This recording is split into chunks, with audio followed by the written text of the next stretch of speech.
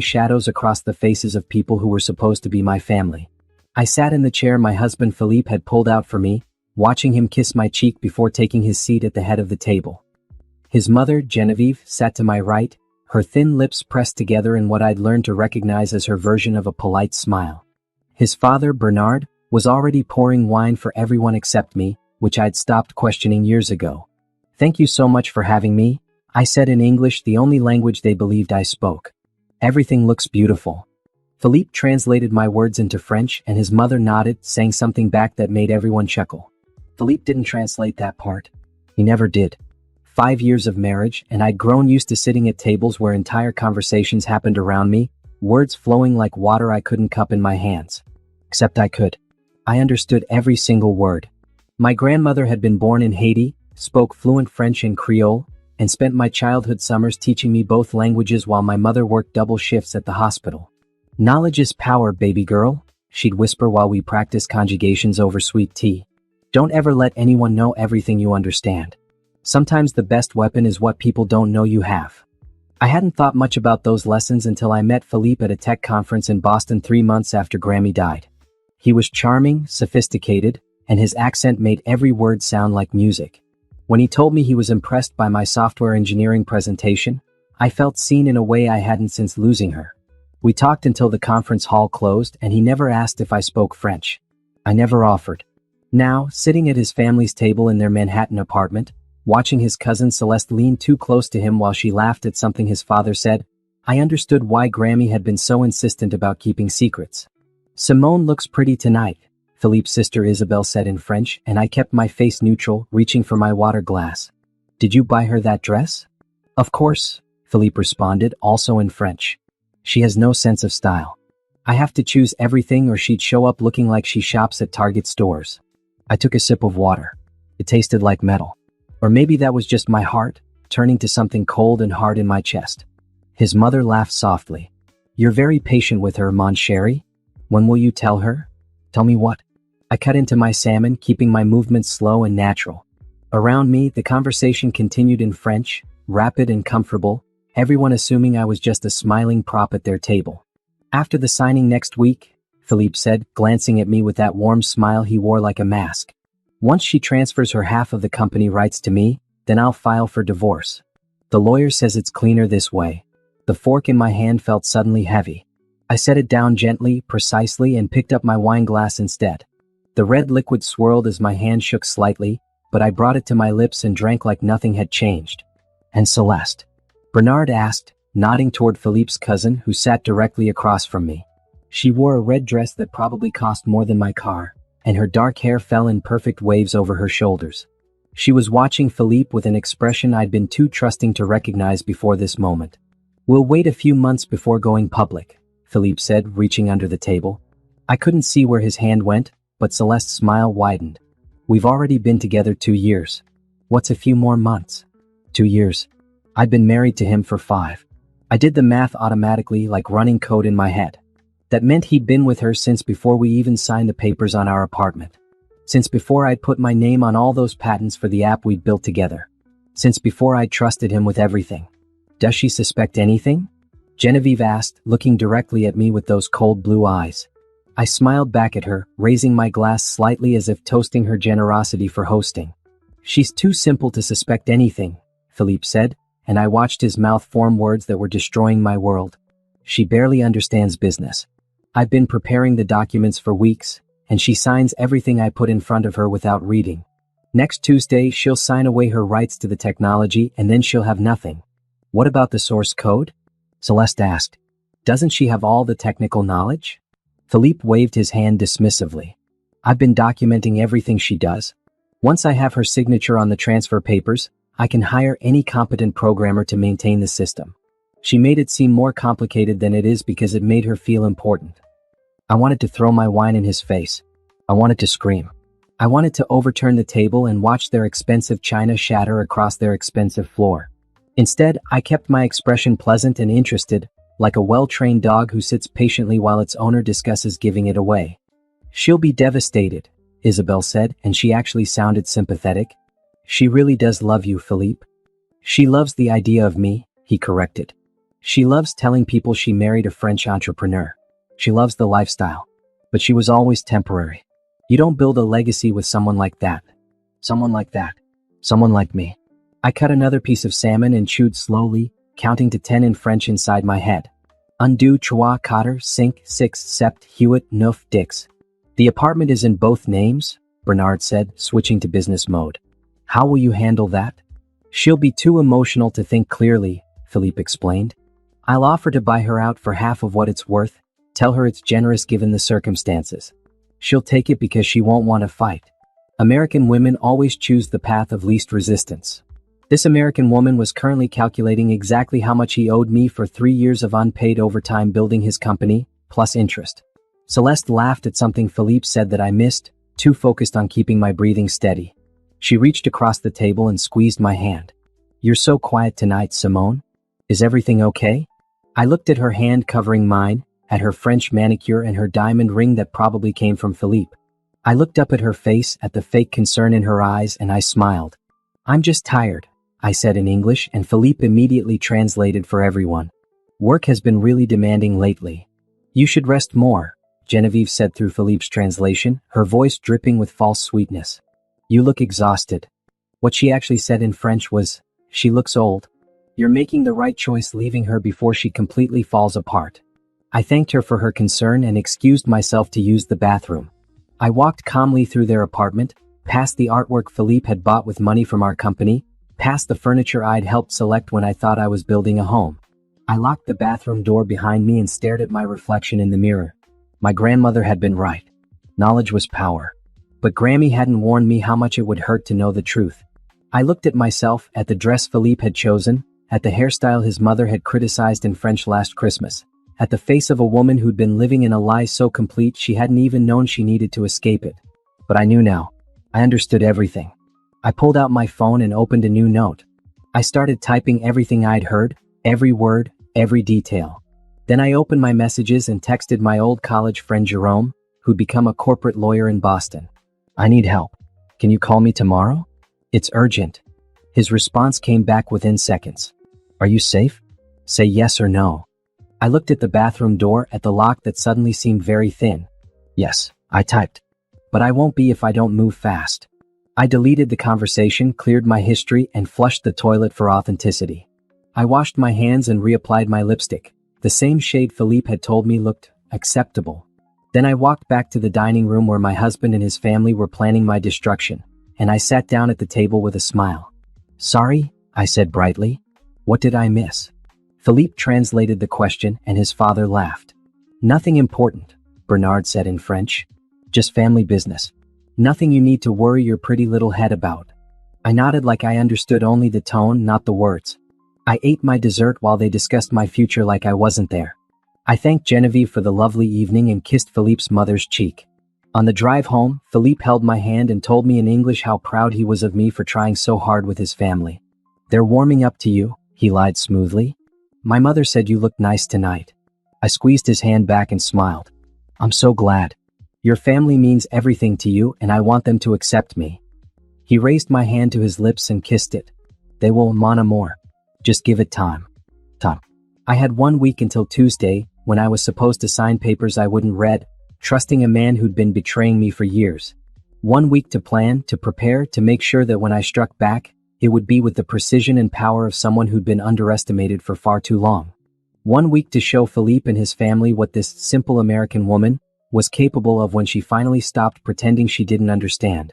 I met Philippe Moreau on a Wednesday afternoon in March, during the lunch break at the Tech Forward conference in Boston. I'd just given a presentation on machine learning algorithms for predictive analytics, and I was riding high on adrenaline and the scattered applause from a room full of engineers who actually understood what I was talking about. Grammy had been gone for 3 months, and it was the first time since her funeral that I'd felt like myself again. He was standing by the coffee station, tall and elegant in a navy suit that probably cost more than my monthly rent. When I reached for a cup, he smiled at me with perfect white teeth and said, "Your presentation was remarkable. I've been working on a similar concept for retail applications." His accent turned every syllable into something sophisticated. I was used to the flat, efficient speech of Boston tech brothers. Philippe sounded like he was narrating a French film. "Thanks," I said, pouring coffee that smelled burnt but was free. What kind of retail applications? We talked for 20 minutes that turned into an hour, standing by that coffee station while the afternoon session started without us. He explained his vision for an app that would revolutionize how small businesses managed inventory using predictive algorithms. I explained how the machine learning models could be optimized for real-time data processing. We were finishing each other's technical sentences within 30 minutes. We should work together, he said, and his dark eyes were intense. This could be something extraordinary. I should have been more careful. I should have done research, asked questions, verified his credentials. But I was lonely and grieving and 27 years old, and he made me feel like my brain was the most attractive thing about me. After a lifetime of guys who wanted to explain technology to me instead of learn from me, Philippe seemed different. We exchanged numbers. He texted me that night, "I can't stop thinking about your algorithm architecture. And also about you." For 3 months, we built the foundation of what would become our app. We met in coffee shops and libraries, video called across time zones when he returned to New York, emailed technical documents back and forth at 3 in the morning. The technology was mine, but he had the business vision and the connections. He knew investors, understood marketing, could pitch our concept in rooms I'd never be invited into. "You're the genius," he told me over dinner one night in June.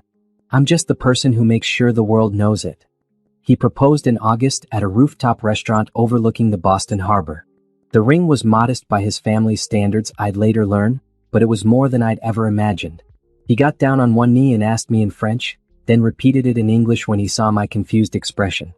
"I want to spend my life building things with you," he said, "starting with us." I said yes. Of course I said yes. I was in love with him, with us, with the future we were creating together.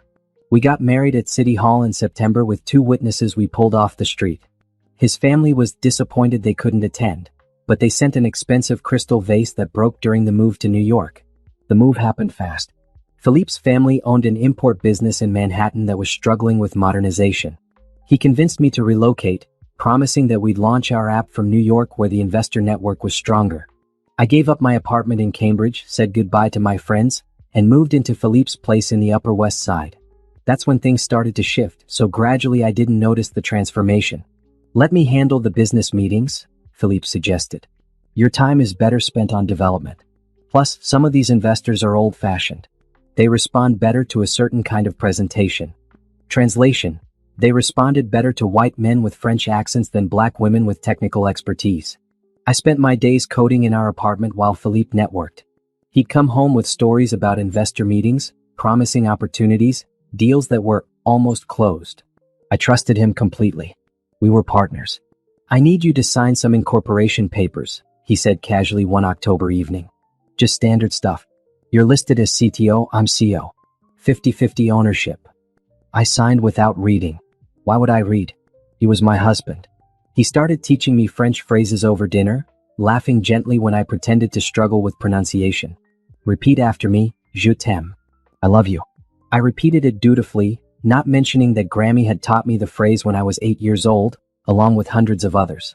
I never told him I spoke French. At first, it was because he seemed to enjoy teaching me. Later, after I met his family and heard the way they spoke about Americans when they thought no one understood, I kept silent because Grammy's voice echoed in my head. Sometimes the best weapon is what people don't know you have. His family visited for the first time that November. They spoke in rapid French around our dining table while I served food I'd spent all day preparing. "At least she cooks well enough." Philippe never translated those parts. I launched our app in January, working 18-hour days to perfect the code while Philippe handled publicity. We called it Predict Right, and it was everything we'd imagined. Small businesses started subscribing immediately. Revenue climbed. Tech blogs wrote about us. We were profiled in a magazine as the couple revolutionizing retail technology. In the photo, Philippe had his arm around my waist and we were both smiling. I was wearing a dress he'd bought me because he said my own clothes were too casual for press photos. I didn't mind. I thought we were building something together. His family's import business stabilized once I built them a custom inventory system for free. Philippe said it was important to help family. I agreed. Family was everything to me. I'd lost my mother to cancer when I was 23, and Grammy followed 4 years later. Philippe's family was supposed to be my family now. They thanked me in French, words I understood but pretended not to. "At least she's useful for something," Genevieve had said. Philippe chose well. She works hard. I smiled and nodded when Philippe translated it completely. By our second, we had 1,000. The money started flowing. We moved to a bigger apartment, bought expensive furniture, traveled to tech conferences in Paris and London and Tokyo. Philippe always did the presentations while I sat in the audience, proud of our work. You're better behind the scenes, he explained. You're more comfortable with code than crowds. It wasn't true, but I let him believe it. I let him shape me into someone smaller, quieter, more convenient. I stopped going to conferences alone. I stopped maintaining relationships with college friends who asked too many questions about why I wasn't more visible in our company. I stopped questioning why my name appeared smaller than Philippe's on all our marketing materials. It's just branding, he assured me. Everyone knows you're the technical genius. Except they didn't, because Philippe never told them. In investor meetings I occasionally attended, he'd reference my team and my developer without naming me. When reporters asked about the technology, he'd give vague explanations that made it sound like collaborative effort rather than my specific creation. I told myself it didn't matter. We were married. What was his was mine, what was mine was his. We were a unit. His cousin Celeste started appearing more frequently around our 3rd anniversary. She was getting her MBA, Philippe explained, and he was mentoring her on business strategy. She'd show up at our apartment for working dinners, where they'd spread papers across our dining table and speak rapid French while I cooked. You don't mind, do you, mon amour? Philippe would ask, kissing my forehead. It's just business. I didn't mind. I was busy with work, with improving our algorithms, with building the technical infrastructure that kept our company growing. Celeste was family. Philippe was ambitious. This was normal. Looking back now, I could see every red flag I'd missed. The way Philippe's hand would rest on Celeste's lower back when they stood together. The way she'd laugh at his jokes just a beat too long. The way he started working late more often, coming home smelling like perfume that wasn't mine. Investor dinner, he'd explain. You know how these things are. I didn't actually, because he'd stopped inviting me to investor dinners around the same time Celeste started her MBA. By our 4th anniversary, I knew something was wrong but couldn't name it. Philippe was distant, distracted. He snapped at me over small things, then apologized with expensive gifts. He started suggesting I should relax more and not work so hard. He hired a programmer to assist me without asking if I needed help. You seem stressed, he said with concern that felt rehearsed. Maybe you should take some time off. Let the team handle things for a while. The team. He'd started calling it the team instead of our company. Started saying my business instead of our business. Started signing emails as Philippe Moreau, CEO of PredictRight, with no mention of my role. I should have seen it coming. I should have protected myself. But I was still that woman who'd said yes to a proposal in French she pretended not to understand, still trying to be small enough to fit into the space Philippe had created for me. The dinner where everything changed was 5 years and 2 months after we met. I sat at that table in his family's apartment and heard him outline my destruction in the language they thought I couldn't speak. That night, lying in bed next to a man who was planning to betray me, I finally admitted the truth. The perfect marriage had always been an illusion.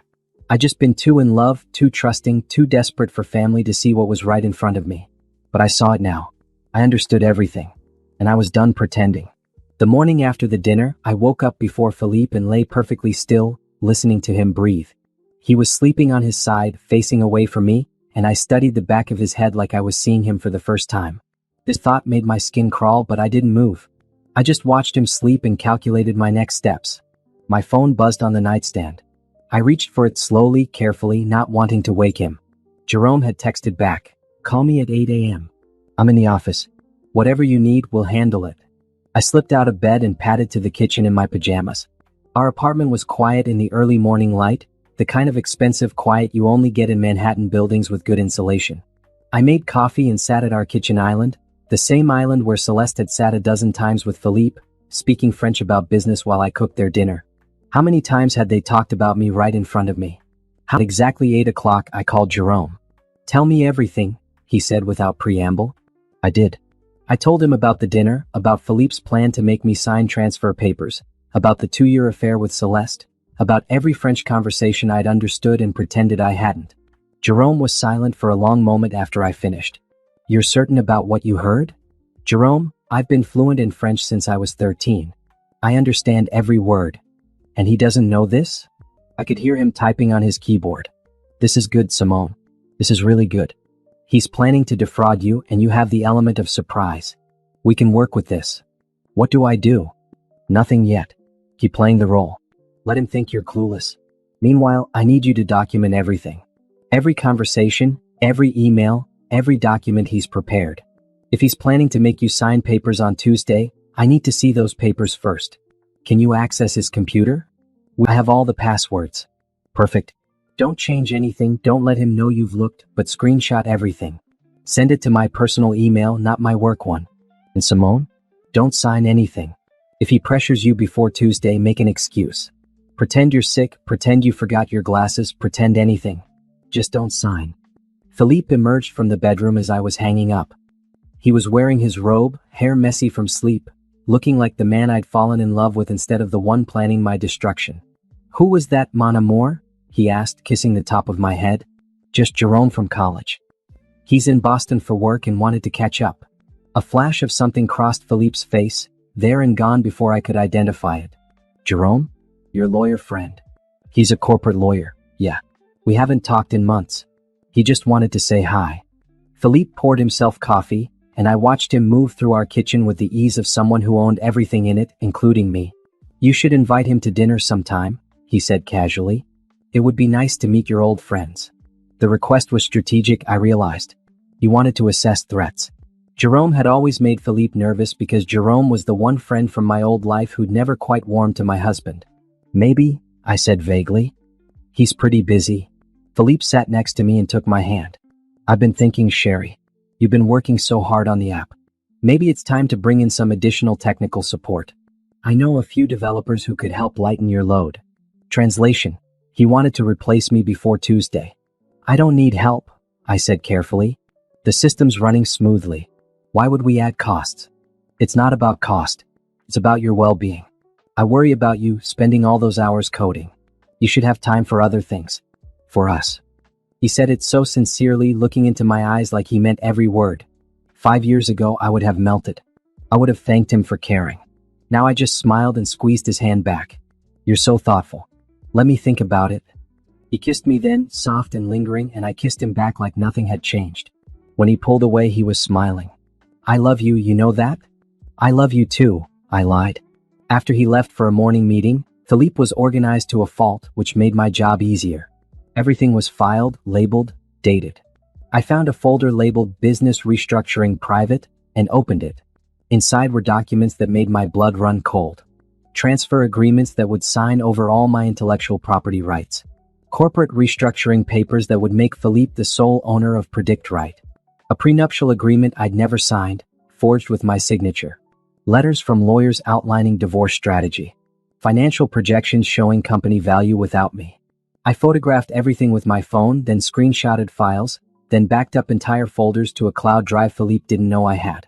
I worked methodically, checking over my shoulder every few minutes, my heart hammering so hard I could hear it in my ears. In a subfolder labeled Personal, I found emails between Philippe and Celeste going back 28 months. I didn't read them all. I didn't need to see every Mon Amour and G. Theodore to understand what they'd been doing, but I documented them. Every single one. I found text messages too, ones he deleted from his phone but backed up to the cloud. Messages about me. About how simple I was, how convenient, how useful.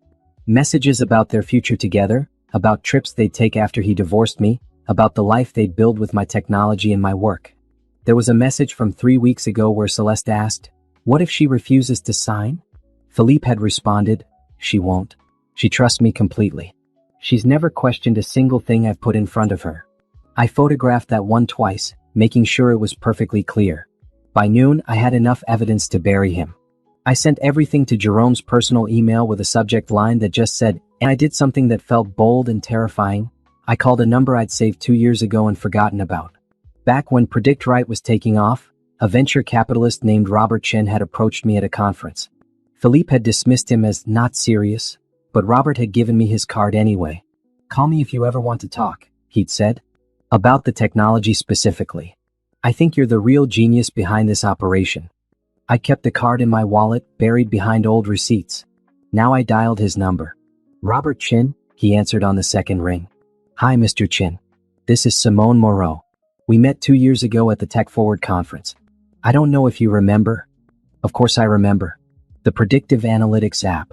You explained the algorithm to me for 20 minutes, and it was the most interesting conversation I had all week. How can I help you? I took a breath. I want to talk to you about a new venture. Can we meet? Absolutely. Are you in New York? Yes. Tomorrow, 10 a.m. at the coffee shop on 42nd and Madison. Does that work? Perfect. After I hung up, I stared at my phone for a long moment. I was crossing lines I couldn't uncross. I was planning something bigger than just protecting myself. I was planning to win. Philippe came home that evening with flowers and takeout from my favorite restaurant. He was being extra attentive, I realized, setting me up to trust him even more before Tuesday. How was your day, mon amour? He asked, kissing my cheek. Good. Quiet. I worked on some back-end optimizations. We ate dinner together like we were still a happy couple. He told me about his meeting, about potential new clients, about his family's import business expanding. I listened and nodded and asked questions, playing my role perfectly. My parents want to invite us to Lyon this summer, he said casually. Maybe for a month. You could take a break from work and I could show you where I grew up. A month in France, surrounded by his family, completely isolated. A month where he could control everything. That sounds nice, I said. Let's talk about it after things settled down with the app launch. What app launch? I'd said too much. I backtracked quickly. The update. The version 3.0 update. I'm still working through the bugs. He relaxed. Right. Of course. Take your time with that, Sherry. No rush. That night, I lay awake after he fell asleep and planned. I thought about Grammy, about how she'd survived poverty and prejudice and a husband who tried to control her. She taught me French in secret because she wanted me to have tools he didn't know about. She taught me to be strong by showing me how she survived. Baby girl, she told me once, there's strength in silence. Let them think you're soft while you sharpen your knife. I wasn't sharpening a knife. I was building a case, a company, a future. And Philippe wouldn't see it coming until it was too late. I met Jerome at a small law office in Midtown, the kind of place with frosted glass doors and a receptionist who looked like she'd heard every terrible story humanity had to offer. Jerome was waiting in a conference room and he wasn't alone. Simone, this is Bianca Laurent. She specializes in intellectual property law and speaks fluent French. I thought we might need her expertise. Bianca was a petite woman in her 40s with sharp eyes and a handshake that could crack walnuts. Show me everything, she said, skipping pleasantries entirely. I pulled out my phone and started walking them through the evidence. As I showed them the transfer documents, the forged prenup, the emails between Philippe and Celeste, I watched their expressions shift from professional interest to genuine anger. This is fraud, Bianca said flatly. Multiple counts. The forged signature alone is criminal. The intellectual property theft is massive. And if we can prove he planned this systematically. She looked at Jerome. We can destroy him. That's not enough, I said, surprising myself with how calm I sounded. I don't just want to stop him. I want my company, my work, my life back. Jerome leaned forward. Tell us what you mean. I explained my meeting with Robert Chin tomorrow, my idea to start fresh with my own company, my plan to secure the source code and improvements Philippe didn't know I'd made. Everything he thinks is secure is actually mine, I continued. The core algorithm, the database architecture, the updates I've been working on, I've been building them separately, documenting them under my name alone. He thinks he has everything, but he only has an outdated version. Bianca smiled for the first time. You've been planning this. Not consciously. I just always kept detailed records. Grammy taught me to document everything. I thought it was for my own reference, but now it's evidence that you're the creator and he's been stealing credit, Jerome finished. Simone, this is good. This is really good. But we need to move fast. If he's planning to have you sign papers Tuesday, we need to file first. File what? Divorce papers. Fraud charges. Intellectual property protection. We hit him with everything at once before he knows what's happening. My hands were shaking. This was real. This was happening. What if I'm wrong? What if I misunderstood something at that dinner? Bianca pulled out her phone and clicked on an audio file. You said you recorded conversations. May I? I pulled up the recording from the dinner, the one I'd made with my phone in my pocket. Bianca listened, her expression never changing, while Philippe's voice outlined my destruction in perfect French. When it finished, she looked at me with something like respect. You didn't misunderstand anything. He's planning systematic fraud. And this recording, combined with the documents you found, gives us everything we need. Jerome started outlining a legal strategy. File for divorce immediately. File for intellectual property protection. Submit evidence of fraud to the district attorney. Freeze joint assets. Get a restraining order if necessary. He'll fight back, Jerome warned. He has resources, family money, connections. This won't be easy. I don't care about easy, I said. I care about winning. My meeting with Robert Chen the next morning was in a coffee shop near Grand Central. He was exactly as I remembered, mid-50s, silver hair, kind eyes behind wire-rimmed glasses. He stood when he saw me and pulled out my chair. Thank you for meeting me, I said. Thank you for calling. I've been following Predictrite's growth. Impressive work. It's about to get complicated. I told him everything. Not the personal details, not the affair, just the business reality. I was being forced out of my own company through fraud. I needed to start over with technology that was legally and completely mine. Can you prove the technology is yours? He asked. I pulled out my laptop and showed him documentation going back 6 years. Design Leap handled business. I handled technology. These are my work logs, my code repositories, my design documents. Everything is under my name and account. Robert studied my screen, clicking through files with the focus of someone who actually understood code. This is extraordinary work. The machine learning optimization alone is graduate-level material. You built this. Every line. And your husband is trying to take it? He's trying to take everything. Robert closed my laptop and leaned back. I want to invest in whatever you build next. I want to be your first backer. Name your terms. I hadn't expected it to be that simple. I haven't even started a company yet. Start one. Today. File papers, secure the intellectual property, build your team. I'll put in $500,000 to start, more when you need it. But Simone, you need to do this right. You need lawyers, accountants, a board. You need protection. I have lawyers. What I need is technology space and the freedom to work. I'll have my assistant set you up with office space in our building. You can start tomorrow. Bring whatever equipment you need. Build whatever you want. I trust your vision. We shook hands across the table and I felt something shift inside me. For 5 years, I'd been building someone else's dream with my own hands. Now I was building my own. I spent the rest of the day filing paperwork for a new company. I called it Clarity Systems, because clarity was exactly what I'd found when I finally understood what was happening around me. I registered it under my name alone. I filed for patents on the improvements I'd been developing. I opened a business bank account and transferred money from my personal savings. Money Philippe didn't know I had because I'd kept one account from before our marriage. By 5 p.m., I had a company, an investor, office space, and a plan. I went home to find Philippe in the kitchen, cooking dinner. He never cooked. Warning bells went off immediately. Surprise, he said, smiling. I thought I'd make us something special tonight. Celebrate. Celebrate what? Our partnership. Everything we've built together. He poured wine into 2 glasses. I was thinking we should make Tuesday special too. After you sign the papers, we could go away for the weekend. Just the 2 of us. Remember when we used to do that? He was planning a celebration for my own destruction. The audacity was almost impressive. That sounds wonderful, I lied, taking the wine glass. Philippe, have I told you lately how much I appreciate everything you do? His smile widened. You don't have to say it. I know. We ate his meal, pasta that was slightly overcooked, sauce from a jar, and I complimented every bite. I played the grateful wife, the trusting partner, the woman who would sign anything he put in front of her. After dinner, Philippe's phone buzzed. He glanced at it and I caught a flash of Celeste's name before he turned it over. Work thing, he said dismissively. On a Thursday night? You know how it is. He kissed my forehead and disappeared into his office. I cleaned up the kitchen and listened to the murmur of his voice speaking French behind closed doors. I couldn't make out exact words, but I didn't need to. I knew what they were discussing. Tuesday. The future they were planning. Later, when Philippe was in the shower, I checked my email. Jerome had sent me a draft of divorce papers. Bianca had filed paperwork with the patent office protecting my intellectual property.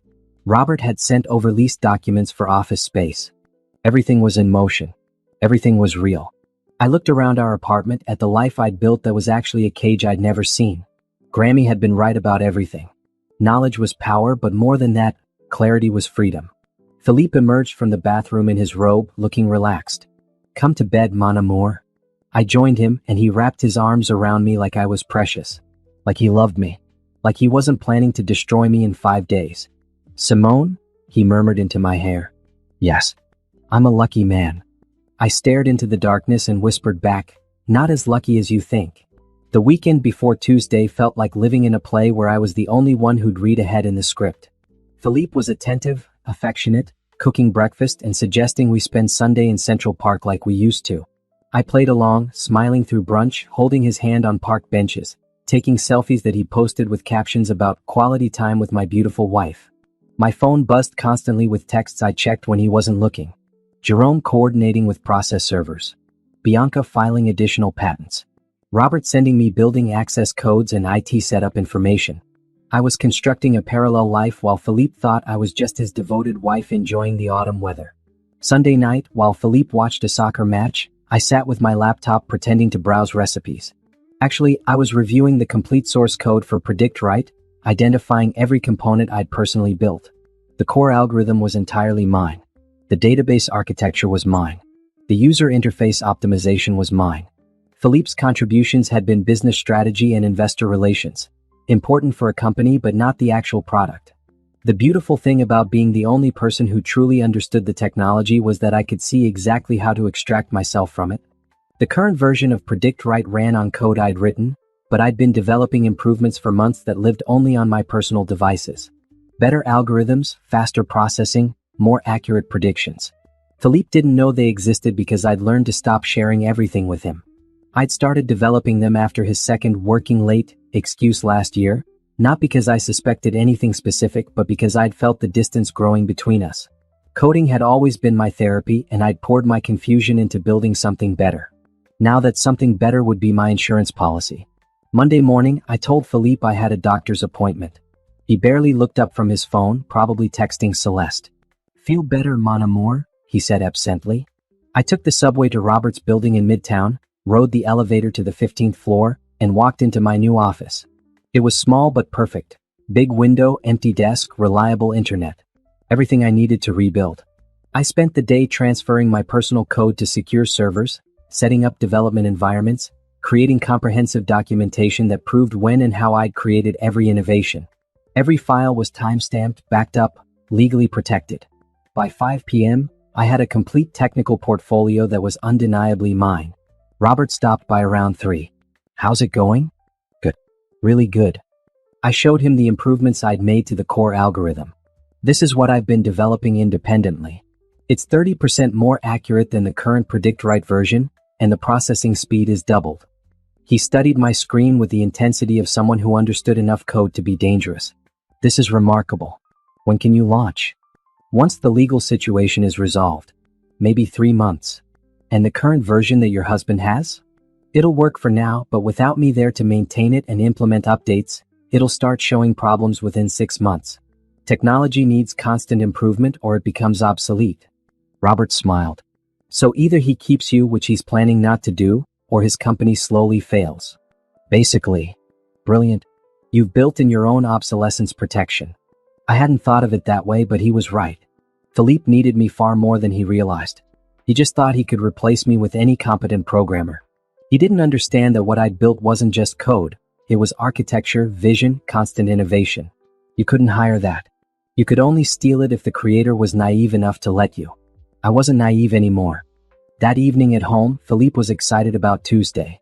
He kept talking about the business meeting we had scheduled, how it was just routine paperwork, how he'd already made reservations at my favorite restaurant for afterward.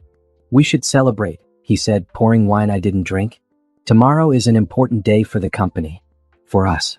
"What makes it so important?" I asked innocently. "Just finalizing some growth plans.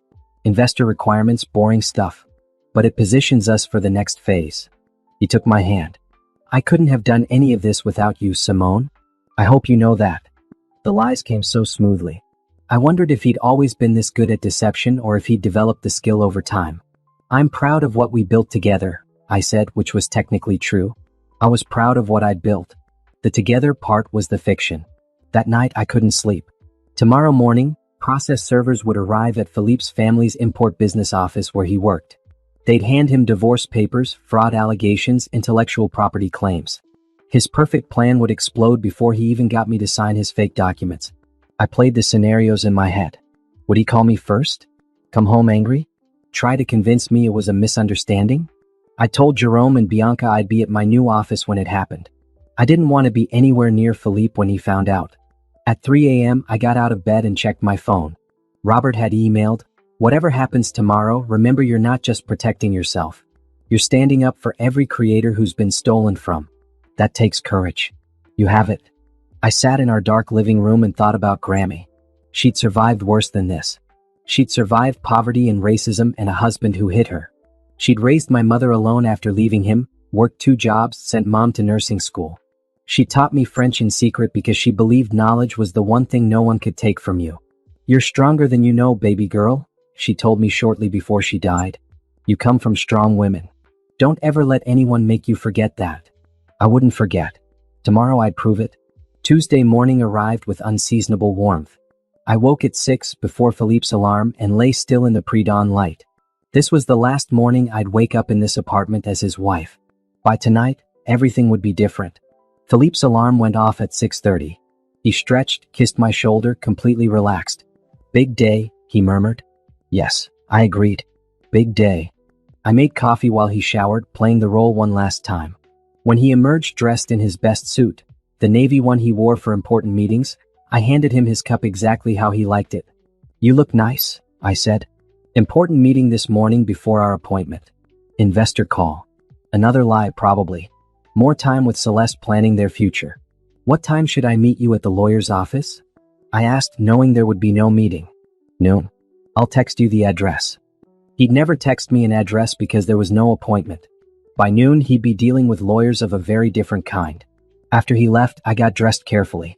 Professional black pants, a blue blouse, comfortable shoes. I packed my laptop, my phone, and a folder of years of my life in this space. 5 years of believing in a future that was never real. The furniture we'd chosen together was just furniture. The art on the walls was just decoration. None of it meant anything once you understood the foundation was built on lies. I left my wedding ring on the kitchen counter and walked out. At my new office, I set up my laptop and waited. Jerome had promised to text me the moment Philippe was served. Bianca was handling the patent office filings this morning. Robert was in meetings but had left me a note. "Today you take your life back. Proud of you." The text came at 9:47 a.m. "He's been served. Didn't go well.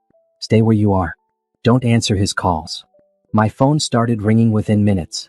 Philippe's name flashed on the screen. I let it go to voicemail. It rang again immediately. Voicemail. Again. Voicemail.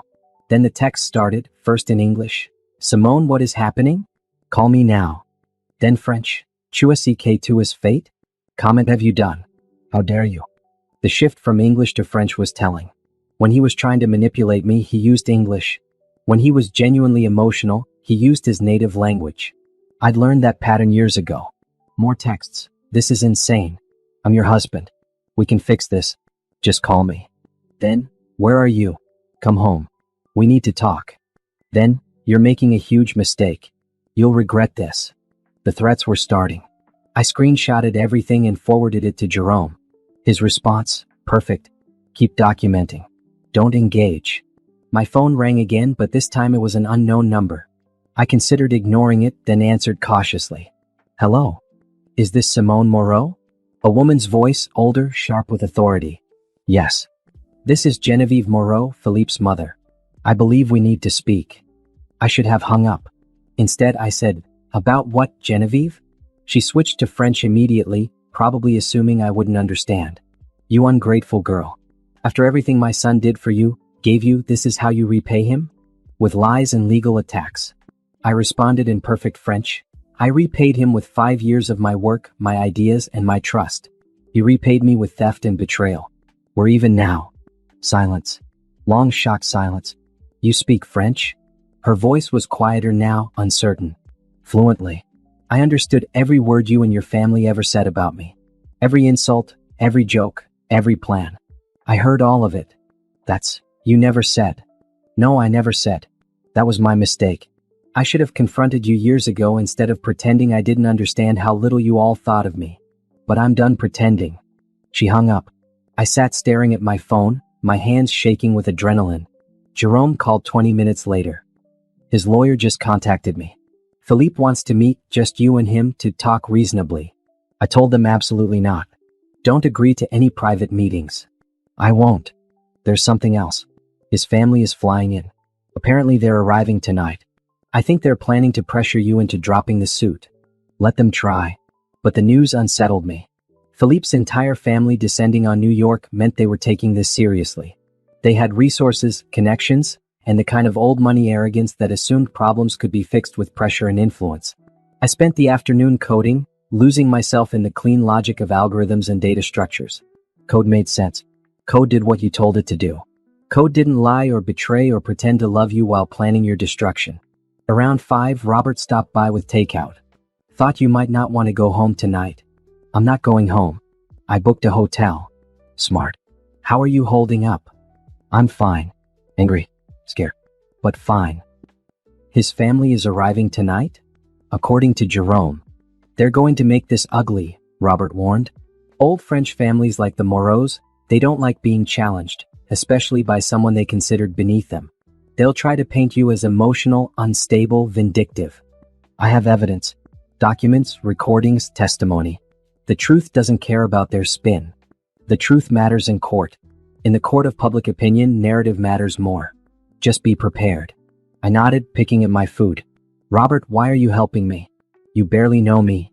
He considered the question carefully. Because I've been in tech for 30 years and I've seen this story too many times. Brilliant person creates something revolutionary, charismatic person takes credit, original creator gets erased. Usually by the time I meet them, it's too late to help. But you caught it early. You protected yourself. That's rare. That's worth supporting. I just didn't want to be erased. Most people don't want that. But you did something about it. That's the difference. That night at the hotel, I couldn't stop checking my phone. Philippe had stopped calling, which somehow felt more ominous than the constant attempts earlier. At 11 p.m., a new text arrived from a number I didn't recognize. Hello Simone, this is Isabel, Philippe's sister. I'm in New York. Can we meet for coffee tomorrow morning? Just to talk woman to woman.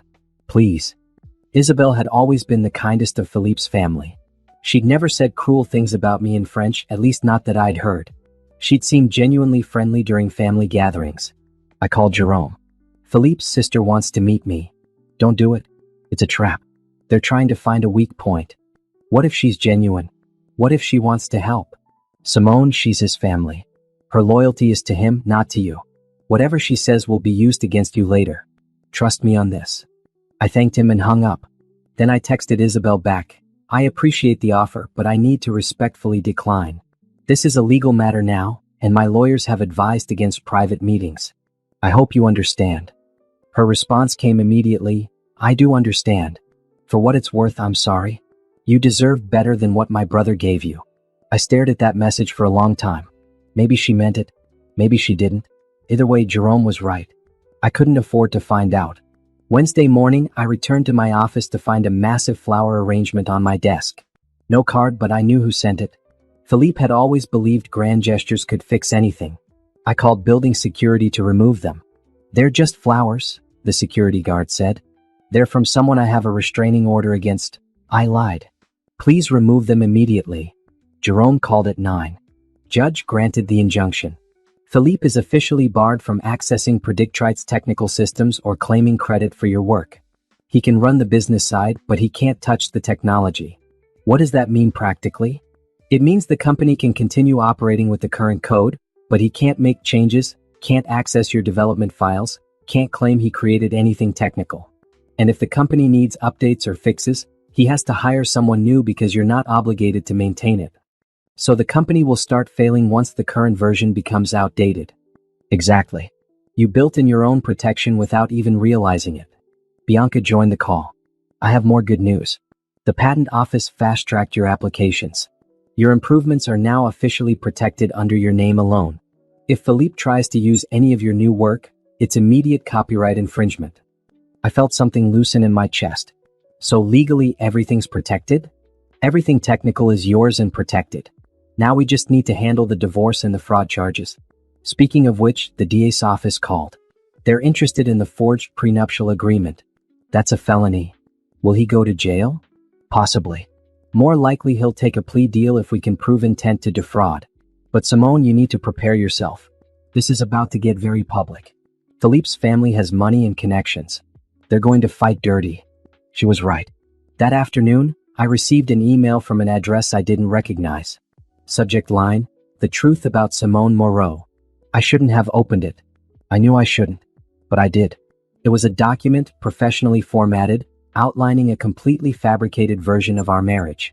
According to this narrative, I was an unstable, jealous wife who'd become paranoid about Philippe's success. I'd stolen company files and trade secrets. I'd forged documents to make it look like I'd contributed more than I had. I was trying to destroy him out of spite because he'd suggested we needed space. The entire thing was fiction, but it was convincing fiction. It had fake quotes from unnamed sources. It referenced medical records, suggesting I had mental health issues. It claimed Philippe had tried to get me help, but I'd refused. I forwarded it to Jerome immediately. Is this legal? Can they just send this? It's not illegal to send you lies. It would be illegal to publish them publicly without evidence. Who sent it? Anonymous email address. Probably someone from his family. They're testing to see if they can intimidate you into dropping the suit. Don't respond. Don't engage. Just document it. But the document stayed with me all day. Someone had spent time crafting a detailed character assassination. Someone wanted me to know they could destroy my reputation even if they couldn't touch my legal case. That evening, I got a call from my old college friend Monica. We hadn't spoken in months. Simone, what's going on? I just got the weirdest call from some woman claiming to be Philippe's sister. She said you were going through a difficult time and might need support, and could I talk to you about being reasonable about the divorce? My stomach dropped. They're calling my friends? She didn't say anything specific, just that you were upset and maybe not thinking clearly. I told her I didn't appreciate strangers calling me about my friend's personal business. But, Simone, what's happening? I gave her the abbreviated version. Monica's response was immediate and profane. He did what? And his family is harassing your friends? Simone, you need to go scorched earth on these people. I'm trying. I have lawyers, evidence, everything. But they have money and connections. You have the truth. And you have people who actually care about you. Give me permission to tell our mutual friends what's really happening. Let me spread the actual story before his family's version takes hold. I thought about Grammy, about staying silent, about keeping secrets. But maybe this was different. Maybe sometimes you had to speak up to be heard. Okay, I said. Tell them the truth. Philippe called from a blocked number that night.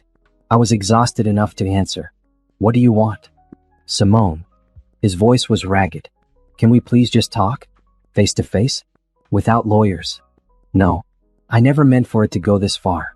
I made mistakes, but we can fix this. You didn't make mistakes, Philippe. You committed fraud. You forged my signature. You planned to steal my work and discard me. Those aren't mistakes. Those are crimes. I loved you, he said, and he almost sounded sincere. I still love you. You loved what I could give you. The technology, the credibility, the legitimacy. You never loved me. That's not true. We built something together. I built something. You took credit for it. There's a difference. Simone, please. My family, the business, everything is falling apart. The investors are pulling out. The company is hemorrhaging clients. You're destroying everything we worked for. I'm destroying what I built. You don't get to keep it just because you're better at networking and lying. I'll fight you on this. I have resources, lawyers, connections. You can't win. I already did. The court documents are public. The evidence is documented. Your fraud is exposed. Whether you accept it or not doesn't change the facts. He was quiet for a long moment. Then, in French, I underestimated you. I thought you were soft, compliant. I should have known better. I responded in French, yes, you should have. Grammy always said the quietest people are often the strongest. You just never bothered to look beyond what you wanted to see. He hung up. I sat in my hotel room and let myself cry for the first time since the dinner. Not because I missed him or regretted my choices, but because 5 years of my life had been built on a foundation of lies, and no matter how strong my case was, I couldn't get those years back. But I could build something new, something real, something mine. And that's exactly what I was going to do. The story broke on Thursday morning through a tech industry blog called Silicon Insider. The headline read, Predict Right founder embroiled in fraud scandal, wife claims intellectual property theft. I was drinking coffee at my desk when Robert texted me the link. My hands shook as I read the article. It was surprisingly balanced, presenting both sides but leaning heavily on the fact that court documents showed substantial evidence of my claims. They'd interviewed several industry insiders who remembered me from early conferences, who confirmed I'd been the technical brain behind PredictRight. One quote stood out: "I talked to Simone Moreau about machine learning for 45 minutes at TechForward in 2020. She understood the mathematics and architecture at a level that suggested she'd built everything from scratch." Philippe Moreau, in my limited interactions with him, always deflected technical questions or gave surface-level answers. The evidence in this case seems to support what some of us suspected all along. By noon, 3 more tech publications had picked up the story. By end of day, it was trending on tech Twitter. Comments ranged from supportive to skeptical to viciously angry. At Tech Ethics Now, this is why we need better IP protection for technical founders. Too many business side partners taking credit for work they didn't do. At Startup Advice, waiting for more evidence before judging, but if true, this is another example of why proper documentation and legal protection matter from day one. At Code and Coffee, Philippe Moreau spoke at our conference last year. He couldn't defending Philippe, suggesting I was bitter about a divorce, that I was exaggerating my contributions, that this was a he said, she said situation where the truth was probably somewhere in the middle. The worst were the ones that got personal. "She's just mad he upgraded to someone younger." Typical, woman can't handle rejection so she destroys her ex's business. Bet she's not even that good at coding, probably just decent at documentation. I closed Twitter and focused on work. I couldn't control what people said. I could only control what I built next. Jerome called with an update. Philippe's lawyers filed a motion to dismiss. Standard procedure. Judge denied it based on the evidence. We're going to trial unless he agrees to settle. What would a settlement look like? You get full ownership of your intellectual property, he admits no wrongdoing but signs a statement acknowledging your contributions, you split marital assets fairly, and he pays damages for emotional distress and legal fees. Probably around $2 million total. And if we go to trial? You could get more, but it'll take longer and be more public. Your choice. I thought about it. The money wasn't the point. The acknowledgement of my work was the point. But dragging this through a trial meant months more of my life consumed by Philippe and his family's lies. "Let's see if he'll settle," I said. "But I want it in writing that he acknowledges I created the core technology. I won't settle without that. I'll draw up terms." That afternoon, I had my first investor call for Clarity Systems. Robert had connected me with 3 VCs who were interested in my improved algorithm. I demonstrated the technology, explained the improvements I'd made, walked them through projected applications and market potential. They asked smart questions. They treated me like the expert I was. They never once asked where my business partner was or whether I could handle a company alone. By the end of the call, I had commitments for $3 million in series of funding, pending due diligence and formal proposals. "With people who don't deserve it," I said. "Smart woman. We'll be in touch." After they logged off, I sat back and let myself feel proud. I'd built something valuable. I protected it. I was rebuilding. This was real progress. Robert stopped by with dinner, Thai food from the place around the corner. I saw the articles. "How are you holding up?" "Fine." "The tech community has short attention spans. Next week there'll be some other scandal. But the people who matter, the investors, the serious professionals, they're paying attention to your work, not the gossip. I just want to move forward. I'm tired of looking backward." "Then let's talk about Clarity Systems. You have funding, you have space, you have technology. What's your timeline for launch?" We spent the next hour planning. I'd need to hire a small team, a designer, another developer, a business development person. I'd need to finish building out the full application. I'd need marketing, customer acquisition strategy, legal contracts. "This is real," I said, looking at our notes. "I'm actually doing this." "You've been doing this the whole time," Robert corrected. "You just finally have a business structure that acknowledges it." That night, back at the hotel, I got an email from a woman I didn't know. Subject: "Thank you for speaking up. Hi Simone, you don't know me, but I'm a software engineer who's been following your story. 3 years ago, I built a platform with my boyfriend. He convinced me to put the company in his name because he had better business connections. Last year, he sold the company for $8 million and gave me nothing. When I tried to fight it, everyone said I was bitter about our breakup. I had no documentation, no evidence, nothing. Reading about your case made me realize I should have protected myself better. But it also made me feel less alone. Thank you for fighting. Thank you for documenting. Thank you for showing that we don't have to accept being erased. I hope you win everything. I read it twice, then 3 times. I responded, I'm so sorry that happened to you. You deserved better. We all do. If you ever want to talk about protecting your work going forward, Clarity Systems will be hiring soon if you're interested. She responded within minutes with her resume. By the end of the week, I'd received 17 similar emails. 17 stories of technical founders who'd been erased, stolen from, betrayed by partners they trusted. Some were women, some were men, some were people from marginalized communities who believed that being brilliant would be enough. I saved every email. I responded to every one. And I realized that this fight was bigger than just me and Philippe. It was about every creator who'd been told their contributions didn't matter as much as someone else's charisma or connections. Friday afternoon, Jerome called with news. Philippe's lawyer reached out. He wants to settle. He's willing to accept your terms. All of them? Including the acknowledgement. All of them.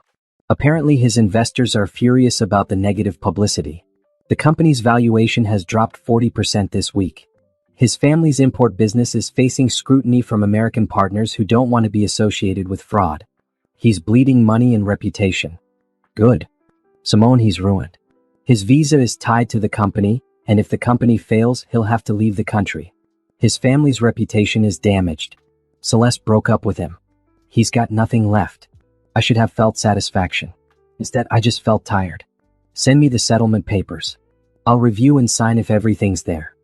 You're sure? We could push for more. I don't want more. I want to move on. That evening, I stood in my office looking out at the Manhattan skyline. The sun was setting, painting the buildings in shades of orange and pink and purple. Somewhere out there, Philippe was signing papers that admitted what I'd always known. I was the creator. I was the genius. I was the one who built something from nothing. He'd get to keep whatever remained of Predict Right, but it was a sinking ship now. Without updates, without innovation, without me, it would be obsolete within a year. I had something better. Something new. Something entirely mine. My phone buzzed with a text from Robert. Settlement signed? Almost, I replied. Good. Because I just heard from Forbes. They want to interview you for a piece on women founders reclaiming their work. Interested. I looked at my reflection in the dark window. 5 years ago, I'd been a woman who let her husband choose her clothes and speak for her in meetings. Now I was someone who'd fought back, who'd protected her work, who'd built something new from the ashes of betrayal. Yes, I texted back. I'm interested. The settlement conference was scheduled for Monday morning in a courtroom that smelled like old wood and bureaucracy. I arrived with Jerome and Bianca, wearing a navy suit that made me feel professional and powerful. Philippe was already there with his lawyer, sitting on the opposite side of the room like we were strangers. He looked terrible. His expensive suit hung loose on a frame that had lost weight. Dark circles shadowed his eyes. His hands fidgeted with papers on the table in front of him. When I walked in, he looked up and our eyes met. I felt nothing. No love, no hate, no regret. Just the calm certainty that I was doing exactly what needed to be done. The judge reviewed the settlement terms, asking if both parties understood and agreed. Philippe's voice was barely audible when he said yes. Mine was clear and firm. Mr. Moreau, you acknowledge that Ms. Moreau created the core technology for Predict Right? Yes, Your Honor. And you acknowledge that you systematically took credit for her work? Pause. His lawyer whispered something. Then, yes, Your Honor. And you agree to the financial terms outlined in this settlement? Yes, Your Honor. The judge signed the papers and just like that, it was over. I was divorced. I owned all my intellectual property. I had a settlement check that would fund Clarity Systems through launch and beyond. I walked out of that courtroom a single woman with a company and a future. Philippe tried to approach me in the hallway. Jerome stepped between us immediately. Don't, Jerome said firmly. Philippe looked at me over Jerome's shoulder. Simone, I'm sorry. For everything. I hope you know that. I could have said a lot of things. I could have told him his apology was worthless. I could have listed every way he'd hurt me. Instead, I said the only thing that mattered. I don't accept your apology, but I accept what happened. It taught me who I am and what I'm capable of. So in a way, thank you. Then I walked away. The Forbes article published the following week under the headline, How One Woman Reclaimed Her Technology and Her Life.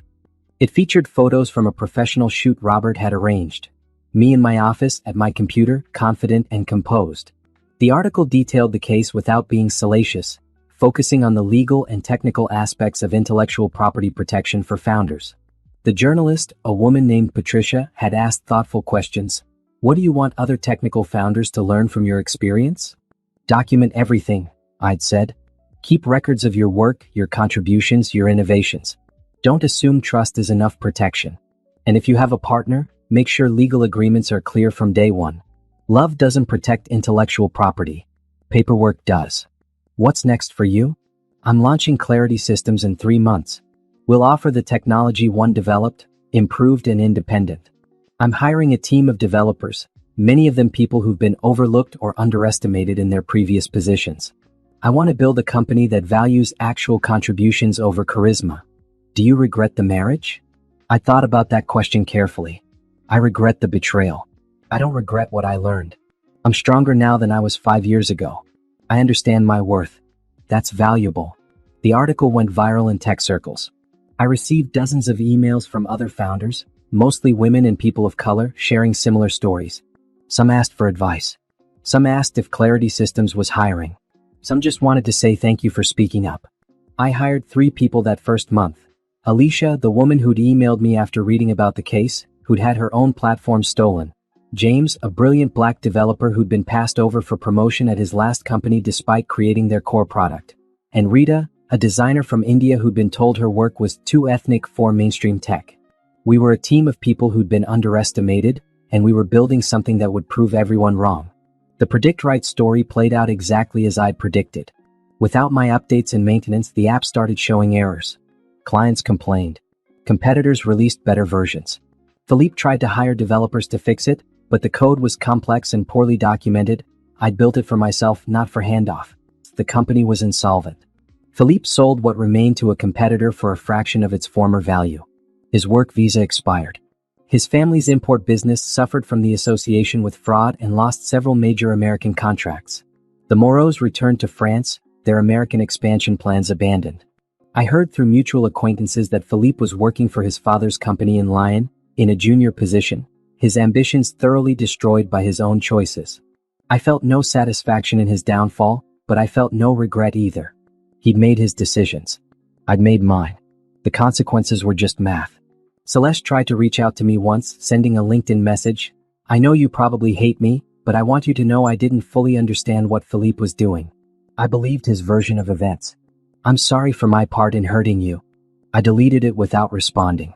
Her apology, like Philippe's, was for her own peace of mind, not for mine. The DA's office decided not to pursue criminal charges for the forged prenup. Insufficient evidence of criminal intent, they said, which translated to he has expensive lawyers and we have limited resources. I was disappointed but not surprised. The civil case had been won. That was enough. 3 months after the settlement, Clarity Systems officially launched. Our improved algorithm was faster, more accurate, and more user-friendly than anything else on the market. We secured 20 enterprise clients in the first month, 50 by month 3. Robert's firm invested another $2 million in series of funding. Other VCs followed. By month 6, we were valued at $15 million. I gave an interview to a tech podcast where the host asked, "Do you think you would have built Clarity Systems if you'd stayed married to Philippe?" "No," I answered honestly. I would have kept making him successful while making myself smaller. Sometimes betrayal is the push you need to become who you were always meant to be. The interview was downloaded 50,000 times in the first week. I hired a PR person not because I loved publicity but because I wanted to control the narrative. Too many stories about women in tech focused on the drama, the betrayal, the victim arc. I wanted my story to be about the rebuild, the success, the innovation. Former founder launches rival company, became tech innovator launches revolutionary platform. Woman wins divorce settlement, became entrepreneur secures funding for new venture. I refused to be defined by what Philippe had done to me. I would be defined by what I'd built despite him. 1 year after the settlement, Clarity Systems had 200 employees and a valuation of $75 million. We'd expanded beyond predictive analytics into machine learning applications for healthcare, education, and environmental sustainability. I was on the cover of Entrepreneur magazine, building something better, how Simone Moreau created a tech company that values what really matters. In the photo, I was smiling, confident, surrounded by my team. The caption read, "Success isn't about who takes credit. It's about who creates value." Philippe saw the article. I know because his sister Isabel, the only member of his family who'd stayed in occasional contact, sent me a message. Philippe saw your magazine cover. He told our mother, I created a monster. I told him, no, you just never recognized the genius she always was. Congratulations on everything you've built. I didn't respond, but I saved the message. Not because I cared what Philippe thought, but because Isabel's correction was exactly right. He hadn't created anything. I'd been a genius the whole time. He just never bothered to look. 18 months after the divorce, I stood on a stage in Montreal at the International Bilingual Tech Summit, speaking to 200 developers and founders in both English and French. The topic was intellectual property protection for technical founders, and the room was packed. The question I get asked most often, I said, switching between languages smoothly, is whether I'm angry. People want to know if I'm bitter about what happened, if I hate my ex-husband, if I want revenge. I paused, looking out at the faces watching me. Some were young developers just starting out. Some were founders who'd been through their own battles. Some were students taking notes on their laptops. The truth is, I'm not angry anymore. I was for a while. Anger was useful. It motivated me to fight, to document, to protect myself. But staying angry would have been like drinking poison and expecting him to die. What I am now is grateful. That got some confused looks. I smiled. I'm grateful because being betrayed forced me to become someone stronger. It taught me to value my own work. It showed me who I could be when I stopped making myself smaller for someone else's comfort. My ex-husband thought he was stealing my future. Instead, he gave me the push I needed to build something better than I ever would have built with him. After the presentation, during the networking session, a young Haitian-American developer approached me. He was tall and lean, with thoughtful eyes behind black-framed glasses and an easy smile. That was an incredible presentation, he said in English, then switched to French. Especially the parts about protecting your work from day one. I wish I'd heard this 5 years ago. Bad experience with a partner? I asked in French. Something like that. I'm Thomas Jean-Baptiste. I've been following Clarity Systems since launch. Your machine learning optimization is brilliant. We talked for 20 minutes about algorithms and code architecture and the challenges of building ethical AI. He understood the technical concepts deeply, asked smart questions, made observations that showed real expertise. For the first time in longer than I could remember, I was having a technical conversation with someone who treated me like an equal expert rather than someone who needed concepts explained. Have you considered applications in agricultural sustainability? Thomas asked. I've been working on a project to help small farmers in Haiti optimize crop yields using predictive analytics, but the algorithm needs work. I'd love to hear more about it, I said genuinely. We exchanged information and agreed to grab coffee the next morning before the conference's second day. As he walked away, I felt something I hadn't felt since before Philippe. Genuine interest in another person that had nothing to do with loneliness or need or trying to fill a space. The next morning, Thomas and I met at a cafe near the conference center. We talked for 2 hours about his agriculture project, about applying machine learning to climate adaptation, about the ethics of technology in developing countries. He was passionate about using tech to help communities rather than just maximize profit. Most VCs think it's not scalable enough, he said with a wry smile. They want the next billion-dollar app, not something that helps farmers feed their families. Maybe you're talking to the wrong VCs. Clarity Systems has an innovation fund specifically for projects that create social value. We could talk about it. His eyes lit up. You're serious? I don't joke about tech investments. Send me your project proposal. If the technology is sound and the impact is real, we'll consider funding. We spent the rest of the conference attending panels together, grabbing meals between sessions, debating approaches to different technical problems. It was easy and comfortable and intellectually stimulating in a way I'd forgotten relationships could be. On the last night, over dinner at a small bistro, Thomas asked, "Can I ask you something personal?" "You can ask." I might not answer. "The story about your ex-husband, the fraud, all of that. Do you ever worry about trusting people again? About building something with someone else?" I considered the question honestly. I used to. Right after everything happened, I thought I'd never trust anyone in a professional capacity again. But then I built Clarity Systems with a whole team of people, and I learned that trust isn't about being naive. It's about being smart, having clear agreements, documenting contributions, trusting people to be human, which means sometimes they'll disappoint you, but protecting yourself so disappointment can't destroy you. That's practical but also kind of sad. Is it? I think it's realistic. My grandmother used to say, trust people to be who they are, not who you want them to be. I didn't understand that when I was young. I do now.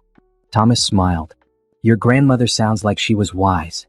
She was the wisest person I've ever known. I wish she could have seen what I built. She would have been proud.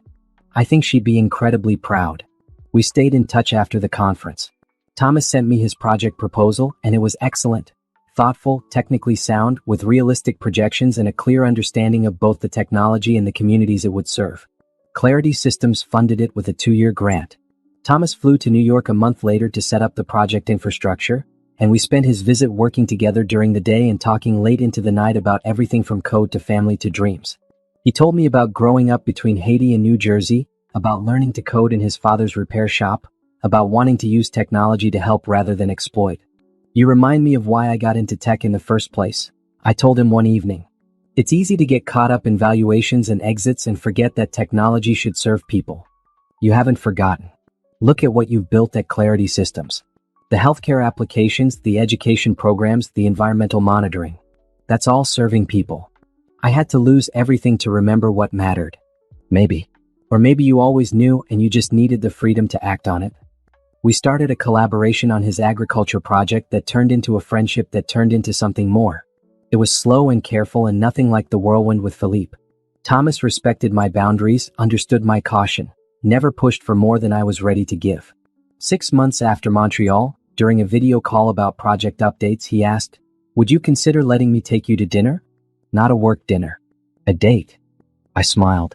I'd consider it. But I need you to know that I'm not looking for a partner. I'm not looking to build a company with someone or merge my life with someone else's life. I'm happy with what I've built alone. I'm not asking you to build something with me. I'm asking if you'd like to have dinner. That's it. No expectations beyond that. So we had dinner. Then another. Then more. Thomas was patient and kind and never tried to be anything other than himself. He celebrated my success without trying to attach himself to it. He had his own work, his own passions, his own identity. This is different, I told him after 3 months of careful dating. You're different. Different how? You don't need me to be smaller so you can feel bigger. You don't take credit for my ideas or try to speak for me in meetings. You're not threatened by my success. Why would I be threatened? Your success is inspiring. It makes me want to build better things too. Philippe was threatened. He needed to be the star and I was supposed to be the support crew.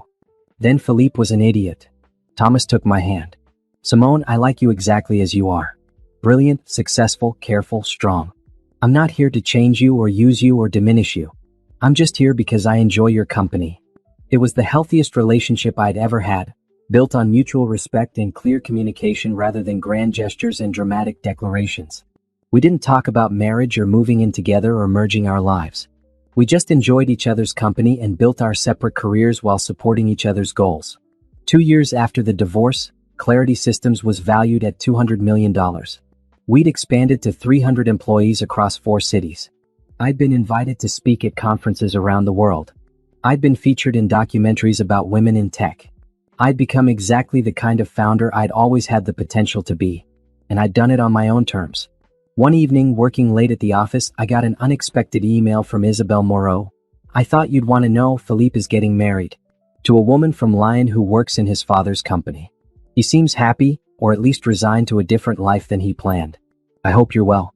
You deserve every success you've achieved. I read it once and deleted it.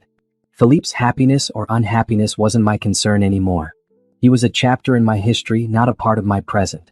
I looked around my office in my company built with my work and my vision.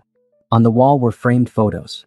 Me giving the keynote at Tech Forward, the Clarity Systems team at our launch party, the magazine covers, the awards.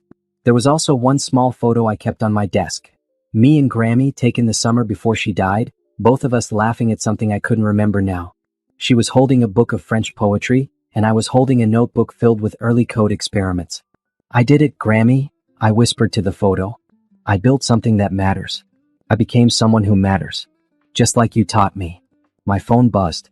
Thomas, texting from a conference in Port-au-Prince, just demoed the agriculture app to a room full of farmers. They loved it. 16 communities want to pilot the program. This is going to work. Thank you for believing in it. I texted back. Thank you for building something worth believing in. Then I returned to my work, building the next version of technology that would help thousands of businesses operate more efficiently, more ethically, more successfully. Building something that was entirely mine, that no one could take credit for, that represented everything I'd learned about protecting your work and knowing your worth. I wasn't looking for revenge anymore. I wasn't looking backward at all. I was too busy building forward, creating something better than I'd ever imagined possible when I was sitting at that dinner table hearing my husband plan my destruction in a language he thought I didn't understand. Grammy had been right about everything. Knowledge was power. Silence could be strategy. And sometimes the best revenge was just being absolutely, undeniably successful.